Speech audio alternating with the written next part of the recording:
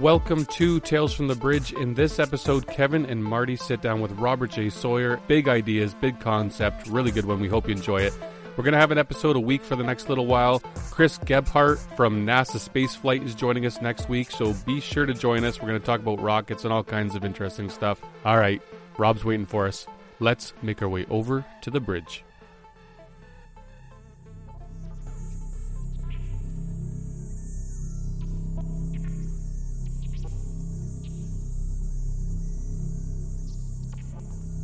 Robert J. Sawyer is a homegrown sci-fi hero here in Canada. He's the only Canadian sci-fi author, and only one of 7 authors in the world to have won the Nebula, Hugo, and the John W. Campbell Memorial Award for his science fiction work.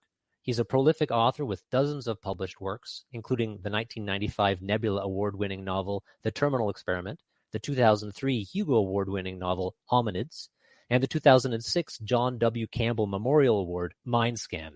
Robert is also an Order of Canada recipient, which is how our country honors people who make extraordinary contributions to the nation. It's a pretty big deal, and so we're super happy to have you with us here, Robert. Welcome. Thank you, Kevin and Marty. Delighted to be here. Thanks for having me. Yeah, so tell us what's been keeping you busy these days, Robert. What you been working on? Well, you know, I haven't had a new novel out for 2 years now. My last novel was The Oppenheimer Alternative. And in the interim, I have written another novel, which will be out in about 8 months.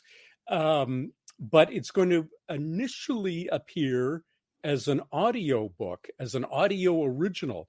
Audible Canada approached me and offered me a quite generous amount of money if I would let them have my next book as an Audible original first, before it appears in print.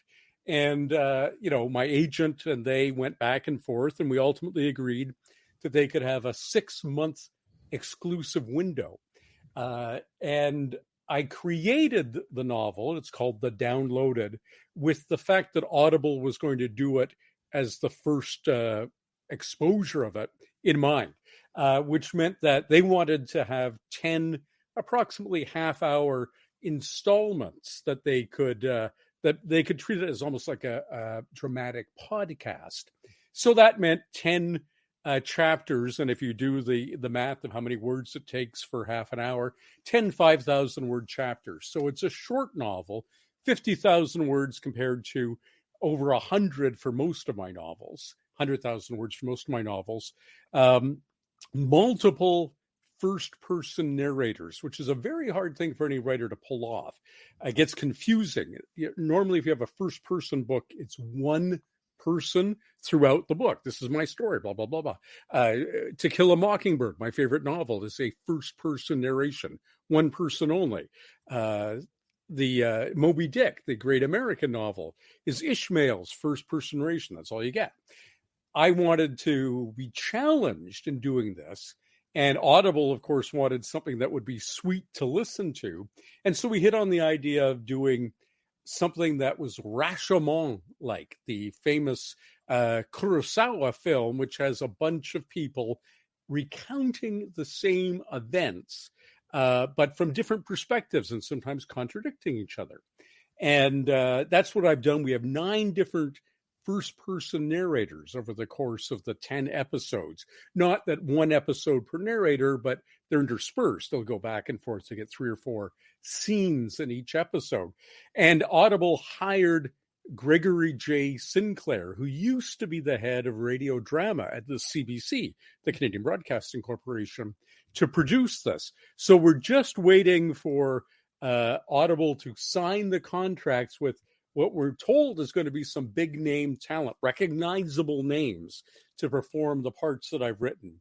And the whole thing should be out in audio by November 1st, and then 6 months later out as a book, The Downloaded. And that's what's been keeping me busy to the present day. Wow, that's amazing. So in that production, as the author, how involved are you? Like, are you helping to choose talent, or are you providing advice, or what's so your role certainly there? I'm providing advice. In fact, one of the things I had to do, which I've never had to do for a novel before, is prepare a pronunciation guide that goes at the front of the manuscript, not just for the made up names that I have in the novel, but of course that's useful, but also just for scientific terms that might not be familiar to a particular actor or actress that they might bring involved. I have been consulting with Greg on casting. We went back and forth. He would suggest a name, I would suggest a name, and we've got great names. I wish I could mention them, but the contracts haven't been signed yet because Audible hasn't signed off on the money for that yet. We expect it, as you and I happen to be recording this, the three of us, it's the first day after the Labor Day holiday weekend, which means that, people are coming back to work after being off for a while. We're hoping that this week all of that will get sorted out and we'll get into studio very soon. I intend to be in studio some of the time. It'll take Greg, multiple days and multiple sessions to pull this together. And I got a life to live, but I want to be there for a bit of it, to be on hand. When ABC made a TV series based on my novel Flash Forward, the series was also called Flash Forward.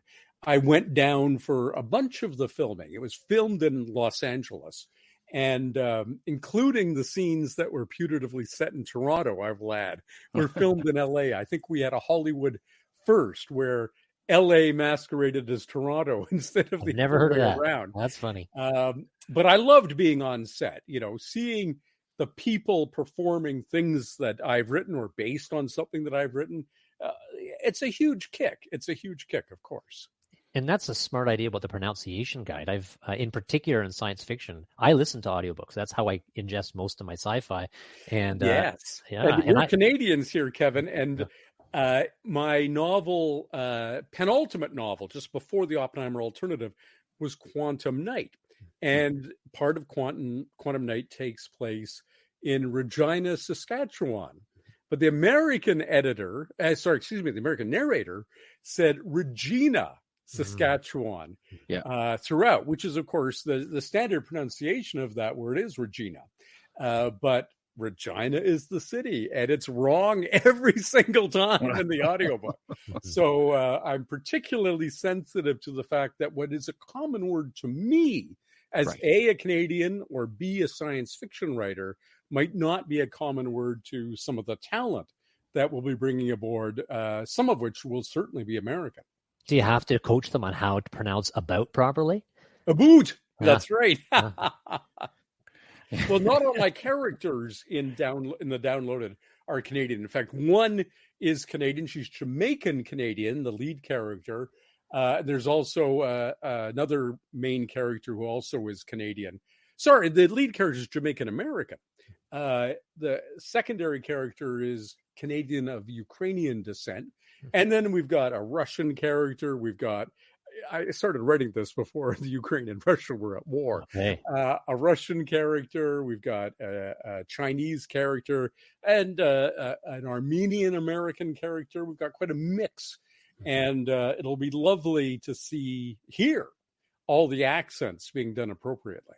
That's great. Absolutely. Well, Kevin and I were just talking before this how that one of the things we love about your work as Canadian science fiction fans is how much Canadiana we get, like the places and the street names, and it's just so refreshing, right? You don't see that a lot in a lot of other fiction, and I think you had a book based at Calculating God was at the Royal Ontario Museum, right there in Toronto. It's at the ROM and Factoring Humanities at the University of Toronto.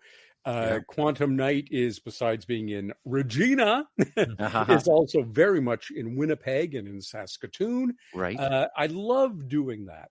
I love this country. And, when I started, now this is 32 years I've been a novelist now. And when I started, the advice that was given to me by everybody in Canada, established novelists, and readers, don't mention Canada. Don't set anything in Canada.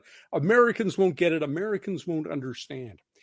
32 years on now, Downloaded is my 25th book. 25 novels, 32 years. Never once has an American objected to the Canadian content in my books. Not an American editor at any of the publishing companies I've dealt with, an American agent, an American publisher, publicist, bookseller, or reader has ever objected. In fact, most of them have found it absolutely fascinating. We have to remember we live in a world where Stieg Larsson's The Girl with the Dragon Tattoo and its sequels opened up a whole world of Scandinavian mystery fiction to people who had never encountered that before. The novel Gorky Park, set in Russia and filmed, obviously, as well. People had never thought they would be interested in fiction set in Russia, fictions, and yet Shogun, set in Japan, of course, of James Clavell. All of these things have proven time and again that Americans, who are the largest market for English language science fiction, obviously, aren't anywhere near as quote unquote provincial as we Canadians or others make them out to be. And yes, Canadian readers delight in the Canadian content of my books, for sure. But Americans are either charmed by it or utterly indifferent to it, but it certainly doesn't anger them.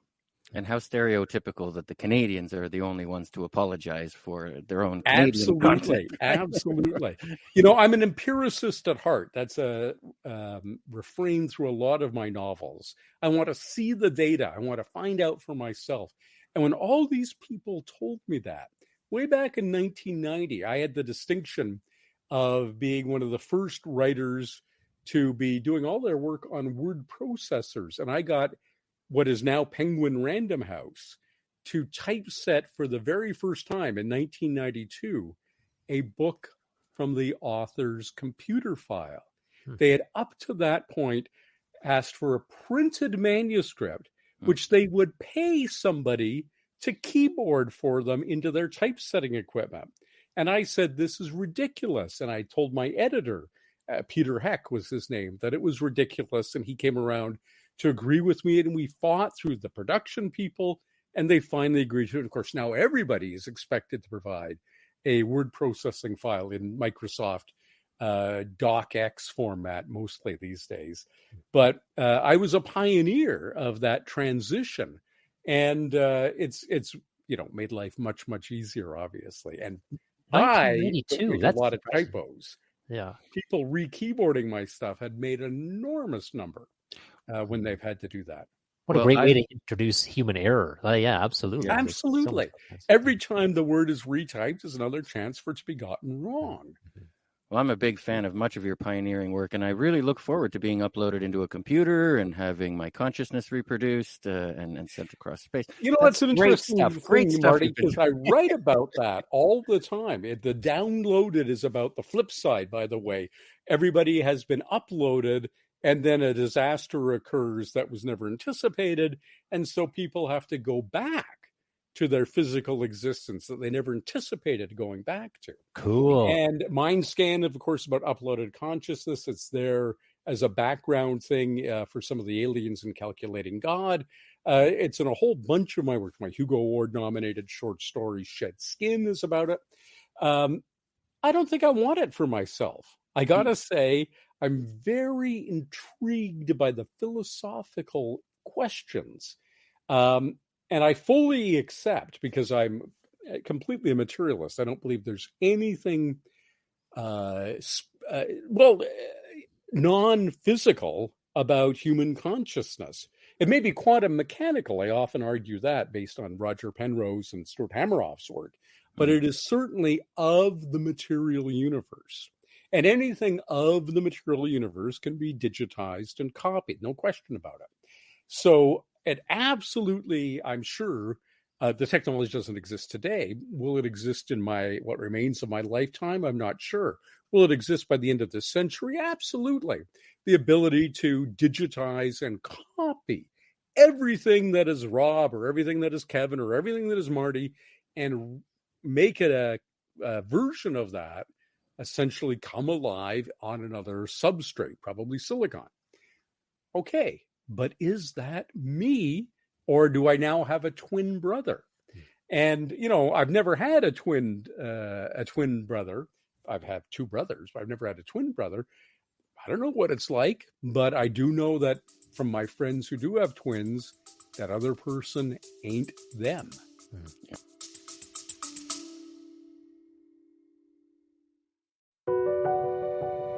Ever wondered what it takes to make it in the movie business?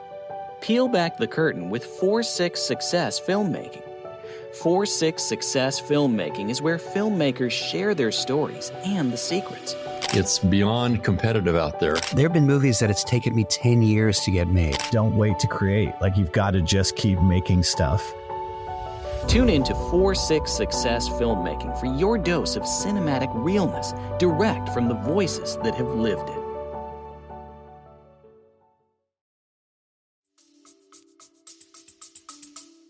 Yeah. Well, that's the problem of identity, right? Like, yeah, if you upload your brain into a computer one day, will you yourself feel, become that person or not? And huge philosophical question. And we will debate that for a great deal of time to come. In my novel, Red Planet Blues, which I'm actually trying to set up a TV series based on, even as we speak, it has to do with uploaded consciousness as well. And in that, there's a fictional but famous court case where the president of the United States, an assassination attempt is made against the president. The president barely survives. The nascent brain scanning technology is there. His brain is scanned and transferred into an android body. And of course, everybody on the planet is watching to see if this android instantiation of the president of the United States is in any way, shape, or form behaving differently than he did before, quote unquote, his consciousness was transferred. And the Supreme Court of the United States ultimately decides it is the same person in that case. But that kind of court case will be in front of us as these technologies develop. And that's, science fiction is our distant early warning system, to use a Canadianism right there, for these things that are coming to face us, these philosophical conundra that leave most people gobsmacked when they finally hit the headlines, are in most cases, well chewed over questions in the pages of science fiction. And in the better film and television science fiction too. Well, in reality too, I just heard an interview with Mark Zuckerberg. Not that he's an expert on this, but he was talking about VR, virtual reality, and neural interfaces. And his feeling on this is, and of course take it with a grain of salt, is that simply having an interface to the brain is inadequate. Our brain is so intricately connected to our body that you'd almost have to model the whole body for it to work properly.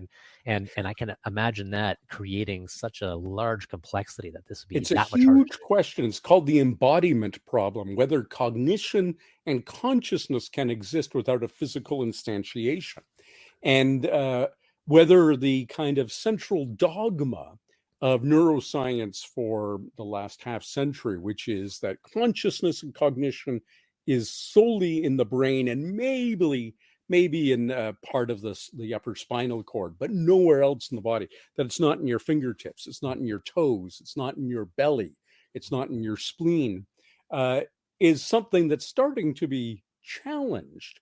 It's a presumption that was made because it was the easiest presumption, and yet no matter how finely we carve up a human brain or analyze it with an MRI, nobody has ever found the seat of consciousness. We found the place at the back of the head here, at the occipital lobe of the brain, where V1, the primary visual processing area, is. We know where that is. We can point out where a lot of emotional responses happen. We can point out all kinds of things, but where the sense of self is may in fact require a body. And in fact, we're recording video here, but we're only doing audio for the public. You guys can see that I gesticulate a lot when I talk. How much of that gesticulation is required for the formation of the thoughts that I'm trying to get across? And how much of it is just an unnecessary flourish, an epiphenomenon that has nothing to do with cognition or consciousness? We just don't know yet. But the project I'm about to start, my next project, which is called Domestic Us, is very much dealing with this question of whether or not a scanned human brain without a body can do the same things that any of us with a body can do. And I don't mean do a Rubik's Cube, right? Or, thread a needle. I'm not talking about mechanical manipulation. I'm talking about whether it affects the nature of cognition and emotion. We talk again about uploading everything that's in your brain. Well, that's great. But have you uploaded the adrenal gland? Have you uploaded the pituitary gland? Have you uploaded all those things that make my stomach rumble when I'm hungry? Those affect, and the idea that an uploaded consciousness would be the same as you is an interesting idea. And I say, to my wife earlier, sorry, I'm hangry, right? Which is a fairly new word, but you know what it means. It means to be angry because you're hungry, right? Will an uploaded consciousness be capable of that particular benchmark of the human condition? Remains to be seen. And if you edit that out, like if you edit that out of you where you can no longer be hangry because they've removed that part of the brain, what does that do to you and how does that change you as an individual? That's right. And, so if you edit out my testosterone, or men have estrogen too, if you had to edit out, those hormones, do you find, does it affect your libido? Does it affect your romantic love? What is it? We just don't know. It's going to be fascinating. It's going to be absolutely, quite literally mind expanding to be able to tackle these questions. And we will tackle them this century. Is it a book, Robert, that you're doing? So, yes. I'm hoping to get a similar deal with Audible that I got for the Downloaded. But Domestic Us, whether they buy it or not, will be my next novel. The overall conceit is it's about artificial intelligence entering into the relationship with humanity that humanity has had for tens of thousands of years now with dogs, right? Dogs are domesticated wolves. And in the process of domesticating the wolf, we also changed. It was a co-domestication. There's a lot of fascinating literature, scientific literature about this. And my thought is if we ever do hit the singularity, there's going to be a possibility that, in fact, the advantageous move is to allow ourselves to be, quote unquote, domesticated. Look at how much better a housed dog, not a feral dog, but a housed dog has it than a wolf. A wolf is an endangered species. A wolf has to fight for its own food. A wolf has to move on when it's made a poop because nobody's going to come along and pick it up after them, right? Whereas a dog a homed dog, that's the phrase that's used. And by the way, are the minority of dogs on the planet. There are probably, estimates vary, but probably 1 billion dogs on planet Earth. Only 200 million of which live in homes. The rest are feral, mostly in Africa and Asia, but they're out there and not tame, and they don't get the benefit of domestication.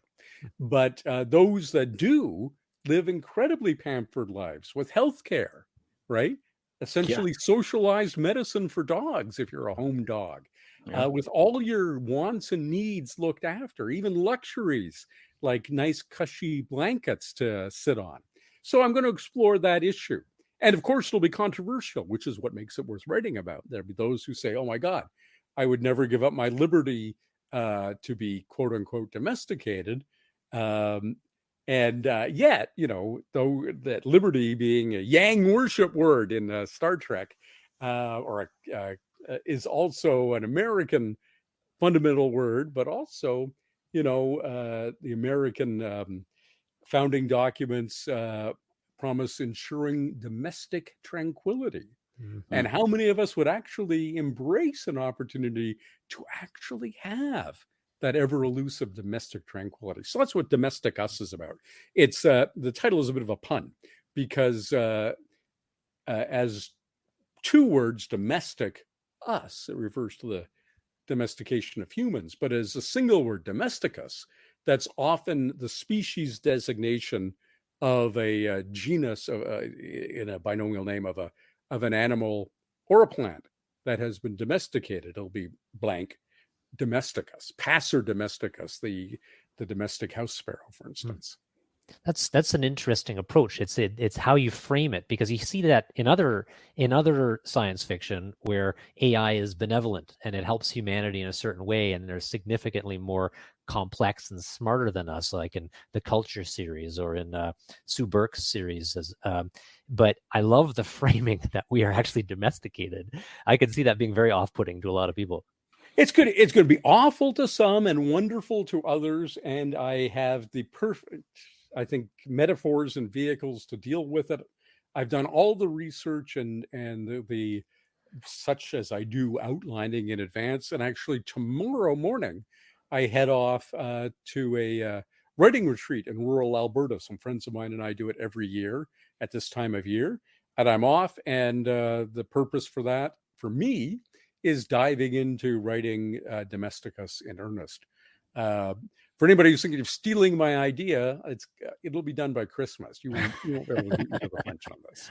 And back again to our comments about Canadians, right? We're not so much after freedom as we are after peace, order, and good government, right? We like our domesticatedness. It's such a contrast, Marty. And Americans don't necessarily, of course, Americans and Canadians know all about America.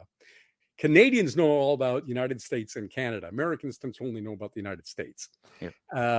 So every Canadian and American knows that the fundamental documents that founded the United States promised life, liberty, and the pursuit of happiness. What only Canadians know is that our founding document, the British North America Act, promises peace, order, and good government. Very different national dreams. Mm-hmm.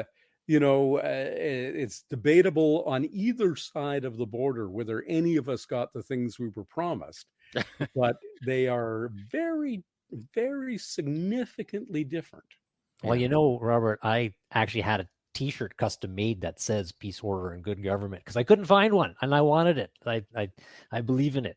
All of our American I believe in it too. Yeah, absolutely. Yeah. Canada's role on the world stage is as a peacekeeper, which is a wonderful thing to be.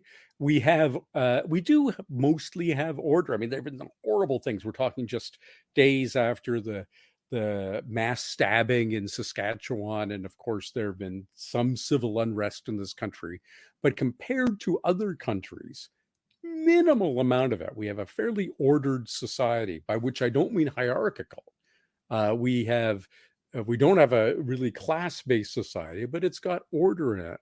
And good government, for better or for worse, most of the time, no matter which party is in power, provincially or federally, this is a pretty well administered country. It's a rich, prosperous country that has, on the World Happiness Index, well ahead of the United States, on longevity ahead of the United States. It's a great success story, and Canadians, should be justifiably proud of that.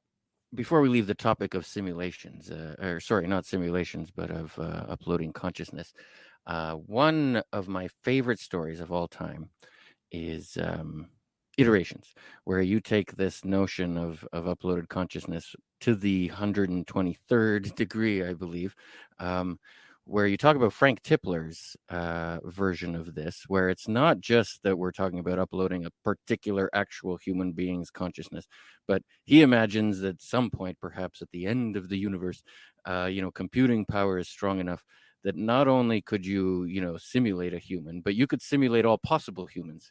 And that just blew my mind. That is a big, crazy idea. That you could simulate every possible human, and then on top of that, every possible thought that particular instantiation of that human could possibly have. And so that raises yet another huge philosophical sort of query, right? Which is not just if you upload me, am I still me? But if you simulate some version of me that happens to be exactly accurate, is that me? Or is, can we, do those simulated people exist in any real way, right? And so that is an amazing story that you solved. I mean, that story, you solve the problem of The Fermi paradox. Fermi paradox. Thank you. Yeah. Yeah, the Fermi paradox. Using that the reason that we don't see, other aliens is that we're actually a simulation. That's evidence that we are a simulation because we should be seeing all these aliens. But in fact, computationally, the limit is simulating one planet of all possible people and all possible Right. people could And possibly you have. mentioned Tipler, who of course Yes. is a physicist and an out there physicist. I mean, all of his That's out there. fairly recent books are pretty out there, but they're fascinating ideas to play with. He may or may not be right that eventually the computing power will exist to simulate, as you say, all possible combinations of DNA that could be reasonably called a human being, and every possible configuration of neural states, and therefore memories and thoughts and so forth, that could possibly arise in a human-sized brain.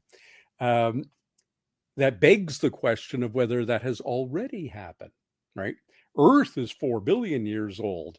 The universe, as everybody who watches The Big Bang Theory knows, is 14 billion years old, much older than Earth. Has some other civilization come and reached that level of technology well before us? And are we a simulation that they have created? The simulation hypothesis, which existed in science fiction long before Nick Bostrom, a British mathematician, tried to lay claim to it as his own. So are we in a simulation then, Robert? So I had cause to take an Uber somewhere recently, and the Uber driver went a different route to the same place I'd gone many times than I had ever gone. And I saw a part of the city of Toronto that I'd never seen before. Now, the argument that we don't live in a simulation is that any simulation is going to be very processor intensive for the computer. If it's going to have anything like the resolution, where you don't see the pixels as you do, in old style video games, right? And so any simulation will likely be parsimonious in what it has to simulate. So why on Earth or in the simulation would the simulation choose out of the blue to have to simulate hundreds and hundreds of buildings and people and blades of grass and their dogs and all the things and the litter and the grass, all the things that I saw simply because the Uber driver took a left where I would have taken a right? That's the argument, one of the big arguments against us being in a simulation. Whether we are or not, who really knows, right? Who really knows? But my gut feeling is, as Mr. Spock famously said, I'm convinced that I am substantial. I do exist. I'm not just pixels and I'm not just ones and zeros. It's the same argument, of course, is used about free will, where there's a lot of good physics thinking and some good cognitive neuroscience thinking to say we have no free will whatsoever.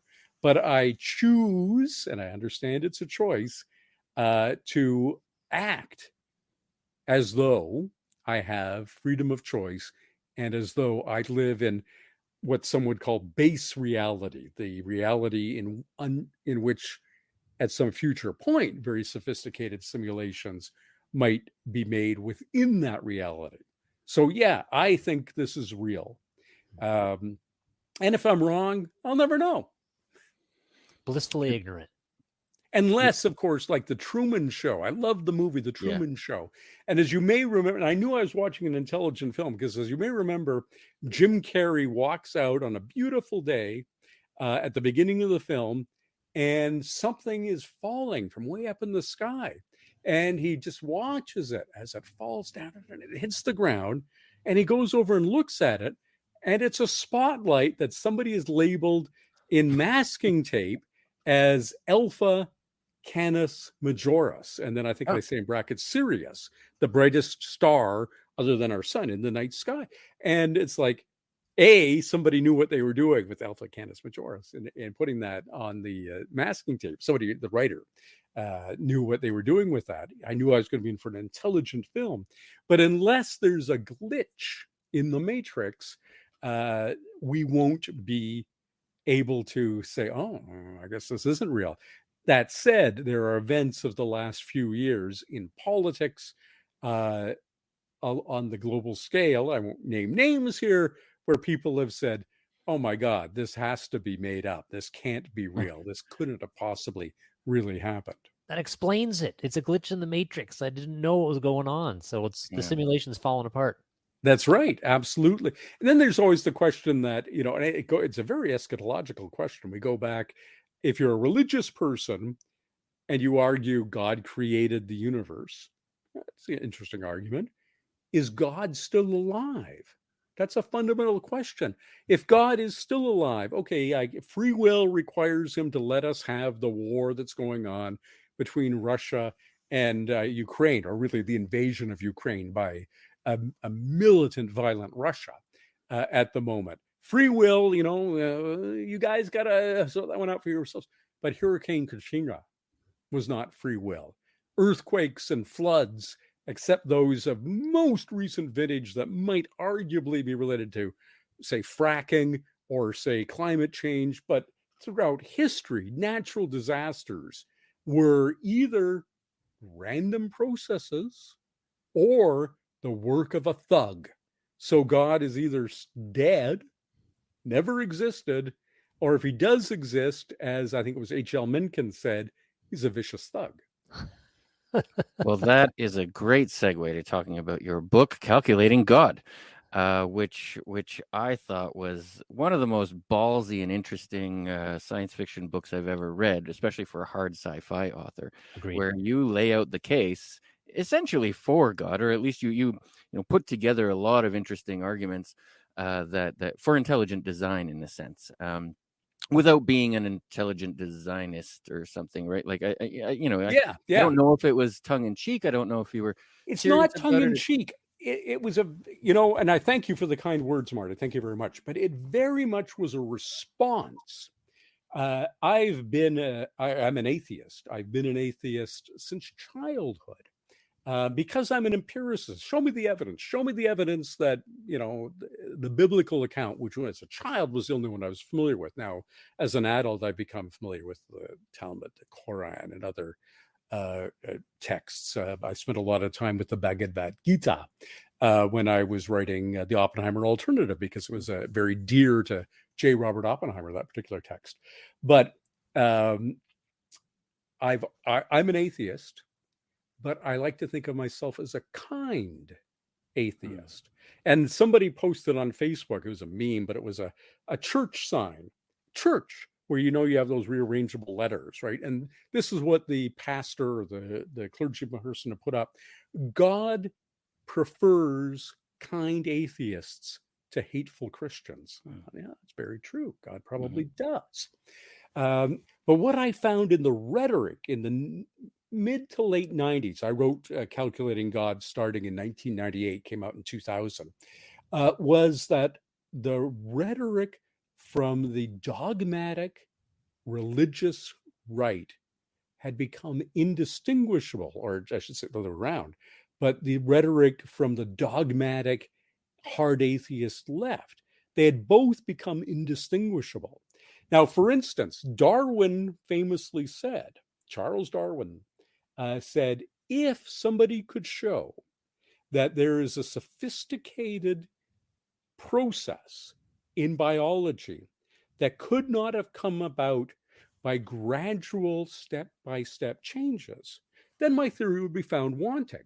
Now, that's what you should do, right? The key... Falsifiability, right? That's right. The key to the scientific method is falsifiability. And if you don't have criteria by which your theory can be falsified, then it's not a theory, it is a religion. So Darwin put this out there, and for an awfully long time, things were thrown up, and science very nicely met the challenge. Well, a guy named Michael J. Behe, B-E-H-E, wrote a book called Darwin's Black Box, The Biochemical Challenge to Evolution, where he attempted to rise to that. And he is a biochemist and, well trained at a traditional university.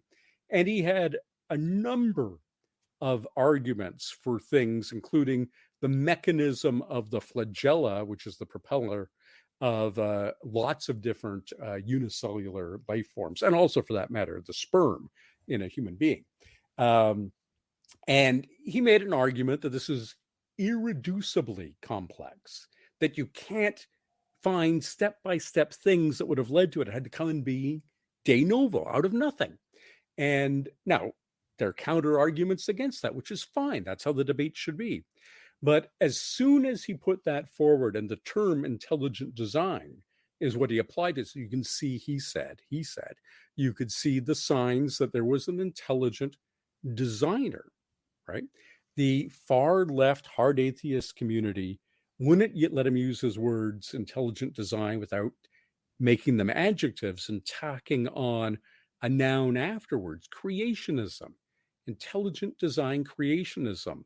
And they conflated intelligent design with biblical young earth creationism, which was demonstrably false. There are all kinds of ways you can falsify the notion that the earth is only 6,000 years old, radioactive decay testing and dating and so forth being one of the simplest. But there are many, many, many ways to do it. That's a falsifiable premise. And instead of engaging with Behe's arguments as an open-minded, scientifically oriented rationalist community should have, they decided to play semantic games and say, oh yeah, it's just creationism in a new guise. And they went after it on that basis. And I thought, no. You are being dogmatic.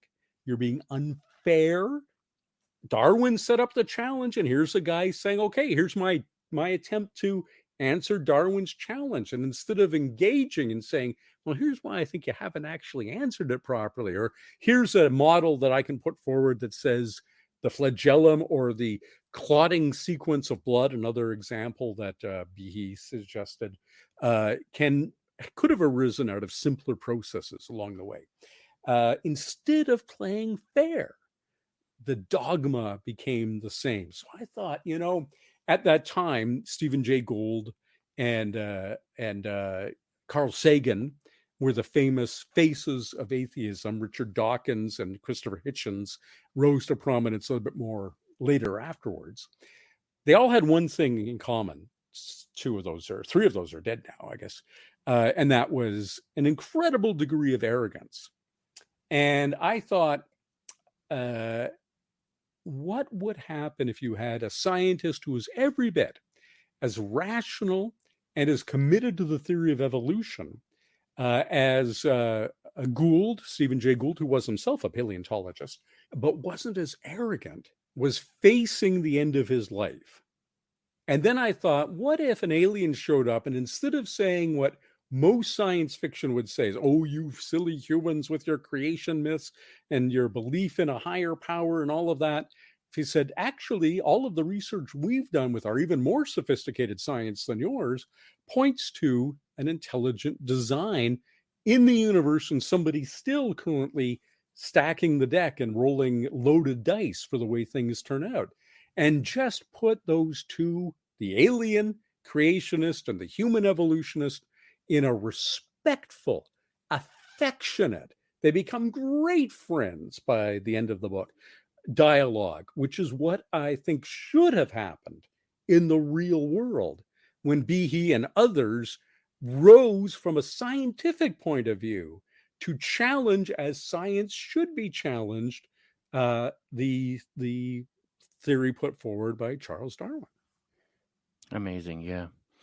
I mean, I think there's a lot of common ground that's valuable to both sides to explore exactly there, because I too am somewhat, I guess I'm an agnostic, maybe an atheist, but I'm an immanent theist, let's say. I kind of just love the universe, and like any scientists, and I revere the universe, right? I revere the laws of physics that we find and the laws of biology as we find it. And, that is a religious sort of I don't know, attitude, let's say, right? The reverence and gratitude.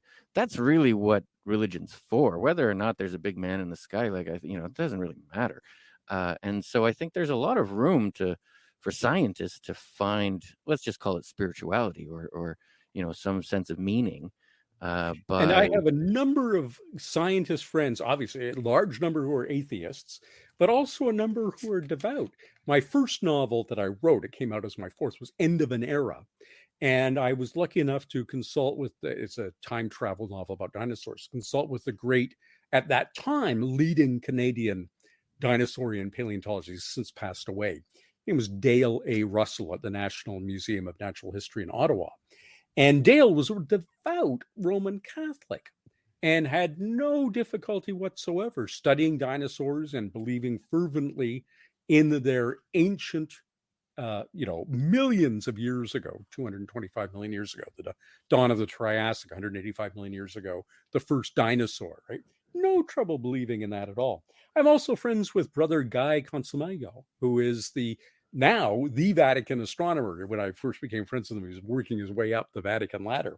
But, he's obviously a devout, he's a Jesuit brother, obviously a devout Jesuit Roman Catholic who is thoroughly versed in modern astronomy and cosmology and fully understands that the universe is 14 billion years old. And it is not inherently impossible for a scientist to be a religious person. I am not a religious person, but I liken it to one of my novels, Mind Scan. The main character is colorblind. And one of my best friends, in fact, the organizer of the writing retreat I'm off to tomorrow, is colorblind. All three of my male cousins are colorblind. Never once have those people in my life who are colorblind said to me when I said, I can see the difference between red and green. Come on, you're full of it. You're just pulling my leg. You're delusional. There's no difference. They're the same color, which is the most common color blindness, the deuteronope, who conflates red and green into a single color. They've never said that to me. How arrogant would it be of me to say to Brother Guy or to Dale Russell before he passed away that they were benighted fools for perceiving something in the universe that I'm not wired to perceive. I see full color just fine, but there may be ways or things that people are perceiving. Intelligent, bright people. I have several friends who are active clergy. Michael Corrin is a friend of mine. He's an Anglican minister. Paul Fader is a friend of mine. He used to teach my books at York University in Toronto before health made him retire to basically, but he's also a United Church minister.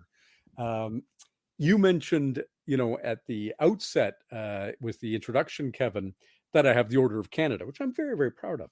But one of the things I'm most proud of is my second honorary doctorate. My second honorary doctorate is from the University of Winnipeg. Now, an honorary doctorate has to be approved by the University Senate and the president and the deans and so forth, but it has to also be sponsored through that process by faculty members. My honorary doctorate from the University of Winnipeg was jointly sponsored by the Dean of Science and at that point, emeritus, that is retired but retaining some posts, emeritus Dean of Theology at the University of Winnipeg, because they both recognized that my work had politely and constructively engaged with the religion-science interface, which many people try to portray as an irreconcilable conflict. As Stephen Jay Gould dismissed them as non-overlapping magisteria, a very grandiose phrase to say that they just have nothing in common.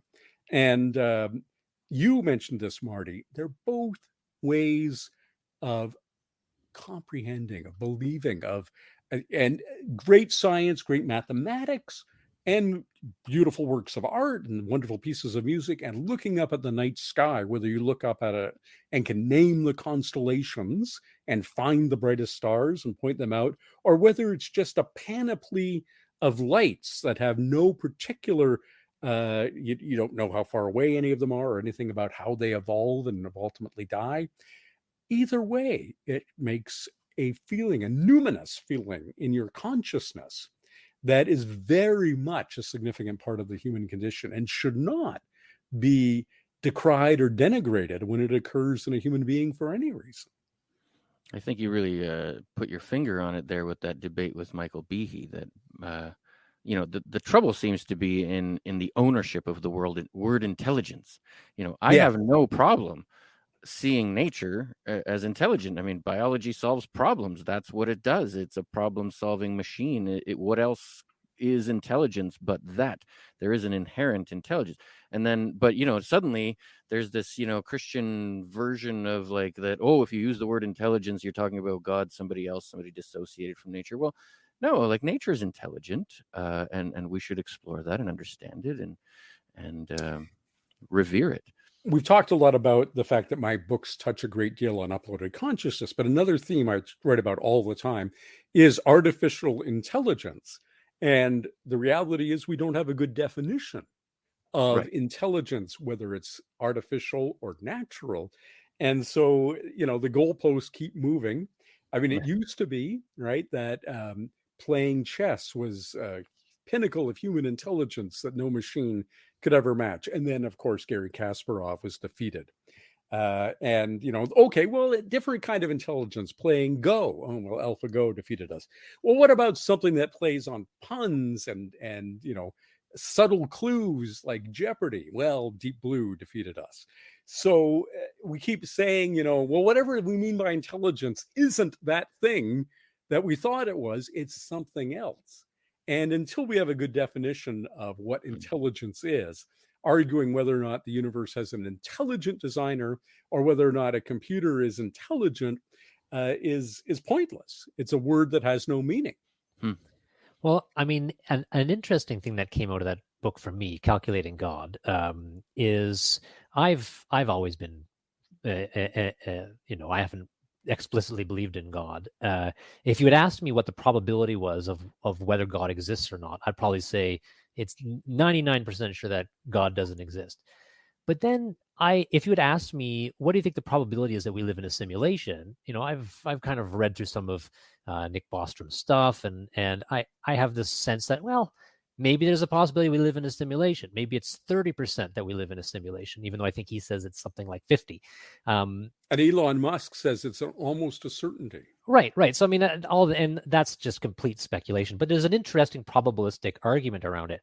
However, there would be a creator for that simulation. Yes. So who would be, in essence, our God, even if it is the far, far future equivalent of a high school student doing a project in basic cosmology by creating a universe, right? Mm-hmm. So that implies that if you believe in a simulation, that there's a 30% chance that there is an intelligent designer. Yes, exactly. And you were mentioning, you're 99% sure there isn't a God, but there's a 1% chance that there is a God. This comes back to basically Pascal's wager, right? Pascal, said, well, I choose to believe in God because if I'm wrong, no harm, no foul. I've lost nothing. If I'm right, I get rewarded. But if I don't believe in God, and in this sort of fundamentalist Christian version of religion, if I don't believe in God and then I'm not saved, then I have eternal damnation awaiting for me. So even if it's only a 1% chance that I might get eternal damnation, better, it's a good wager to say, okay, I'll say, there is a God, just because the reward is so much greater than the cost. And it's the same reason anybody buys a lottery ticket. Both of my parents were statisticians. They knew full well that state-run lotteries are, as it's famously said, a tax on idiots. It's ridiculous, right?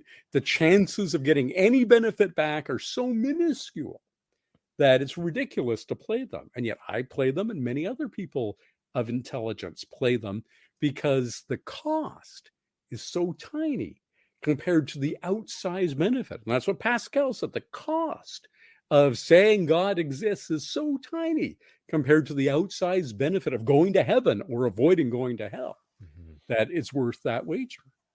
And there's a generalization of that too. I mean, I think it's not likely.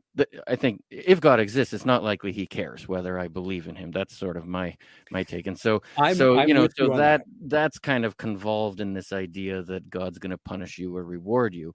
But there is an argument to be made that living a life as if there is a God who's watching you and judging you makes you live your life differently, right? And possibly better than if you don't. And so there is possibly a benefit, irrespective of whether there's punishment involved or reward Absolutely. involved. The famous experiment in that area was actually done in the UK, but it could have been done anywhere. There, and it was an office where they had a kitty that you put in every time you take a cup of coffee to go towards the buying of the coffee for the office.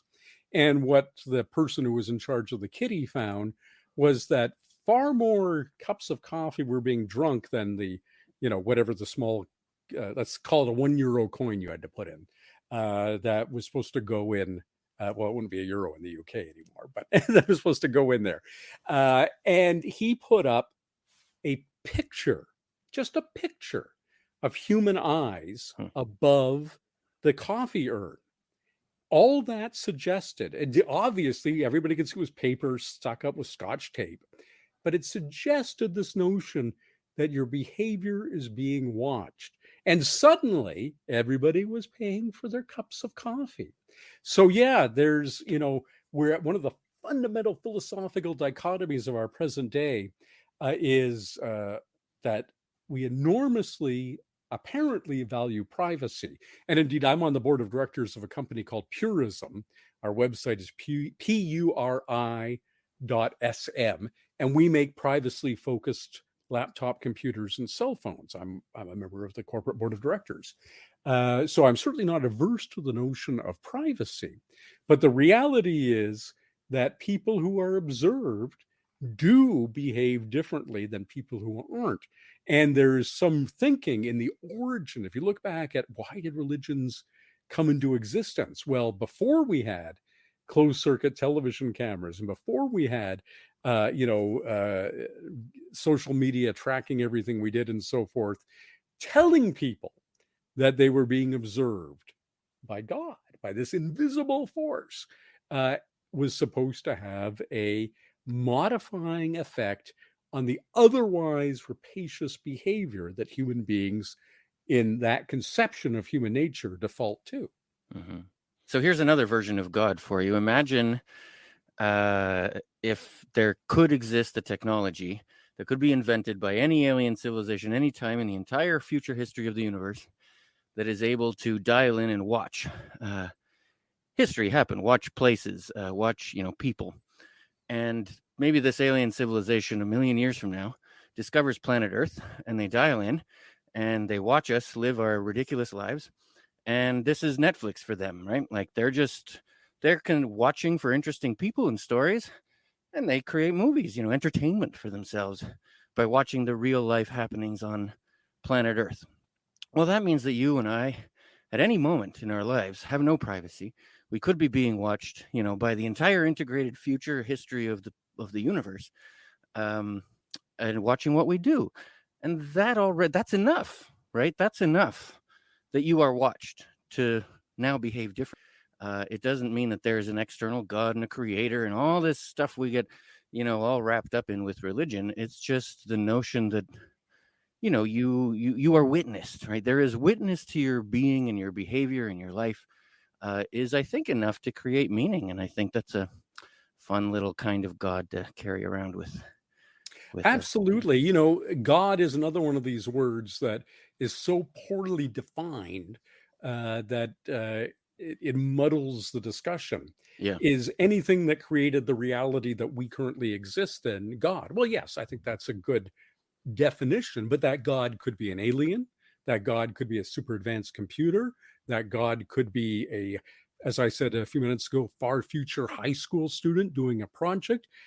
Or it could be some extraordinary being that exists outside time and space and the laws of physics. We use the same word for all those things. You said earlier on, you very much doubted whether any God would care whether you worshiped you. worshipped him or her. And my opinion is exactly the same. How petty do you have to be? I make fun of my friends who obsess over how many social media followers they have, right? Because it's all meaningless, I say to them, and they go, oh, look at how many hits. Do you really think a superior being spends their time watching to see how many hits and likes they get?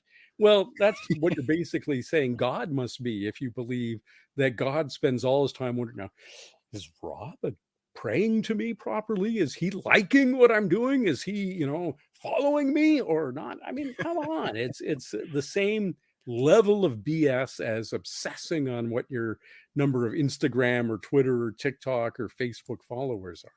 Yeah. Well, this is awesome. What are we not asking you about, Robert? Because this has been one of my very favorite conversations I've had with any of our authors. What else? What have we not asked you that we should have asked you? Well, that's a good question because you've asked great ones. Wow. Well, I suppose we could talk a little bit about science fiction and where it as a genre is at the moment, because I like to point out, you said most of your audience before the show began, we were talking, is hardcore science fiction people. And there's a tendency for hardcore science fiction people not to realize how incredibly small science fiction as an aspect of publishing is these days. Fairly big on especially cable, streaming television, a little bit on network television, but not much. Fantasy by far dominates science fiction. When I started my second novel, the one that was typeset from my own WordStar disc, came out in 1992. And at that time, Ace Science Fiction, Penguin Random House's principal science fiction imprint, Venerable, did 6 titles a month. 5 were science fiction and 1 was fantasy. When I did Quantum Night for them, which was my last novel that I did for Ace, for Penguin Random House, I guess in 2016, they did 6 titles a month. 5 were fantasy. And 1 was sometimes science fiction, sometimes alternate history, which you can argue about whether or not it's science fiction. Philip K. Dick argues certainly, and fairly persuasively, I think, in the text of The Man of the High Castle, as a character arguing that it is in fact science fiction. And that 6th one could also be an extra fantasy novel thrown in there. There's very little of hard science fiction being published in English at book length anymore. Now, next year, I'm lucky enough to be one of the guests of honor at the World Science Fiction Convention, which will be in Chengdu, China. And one of the reasons I'm a big name in China, I was lucky enough to win an award some years ago for being the most popular foreign author in China, foreign science fiction author in China, won their Galaxy Award for that, is because I do write hard science fiction. And China is very much a hotbed today of hard science fiction. My co-guest of honor at that WorldCon is Cixin Liu, who wrote The 3-Body Problem. And Cixin and I have been friends for a number of years now. Well, we first met in 2007. So what is that, 15 years now? Before 3-Body was translated into English and became the worldwide success and won the Hugo. I've won a Hugo, Cixin's won a Hugo before that. But yes, there are places in the world where hard science fiction is thriving, but it isn't in Canada or the United States.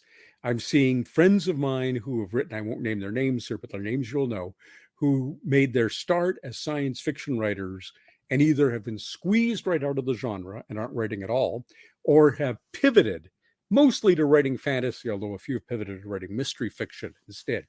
So what I say to your hardcore readership of hard SF fans is find an accessible hard science fiction novel. If I want to be self-serving, I would say one of mine. I've always made an effort to, no matter how complex the science is, to make it readable by anybody. But there are other authors, another Canadian, Robert Charles Wilson, excellent choice in that regard.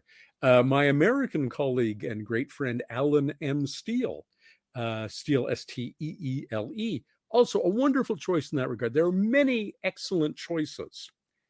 Reach out, become an evangelist, an advocate for this field before it desiccates and dries up like one of the Trisolarians in Cixin Liu's three-body problem. Well, we've talked to we're working our way through Toronto, and we've talked to Carl Schrader and Cory my great Doctorow. friend Carl. I had the great privilege. I used to edit a line of books called, that wasn't my idea, but it was called Robert J. Sawyer Books for Fitzhenry and Whiteside, a significant Canadian publisher. And I had the great privilege of publishing Carl's short story collection under that imprint. Very fine author. Well, those were words of wisdom. That's good advice for all of our sci-fi fans. Listen to Robert J. Sawyer. Let's get hardcore sci-fi back on the map. We'd love to have you back on the show to maybe talk about God with a different science fiction author. That's always been a dream of mine. We talked to Greg Bear a while ago, who told us he had a voice in his head for a month that was effectively God, and he's a hard science fiction author. Greg and I have been friends for decades. I would love to have a dialogue with Greg. Oh, I think that'd be and of amazing. course, also just a wonderful writer. But Yeah. be fascinating to talk about. Thank you so much for joining us today, Robert Sawyer. What a fantastic conversation. We're definitely going to be talking with Rob again. We hope you enjoyed that one. Next week, Chris Gebhardt from NASA Space Flight. So that's going to be really cool. We got to talk about some rockets and some space stuff. Who doesn't want to hear more about that right now? Thank you, everyone. Until next time.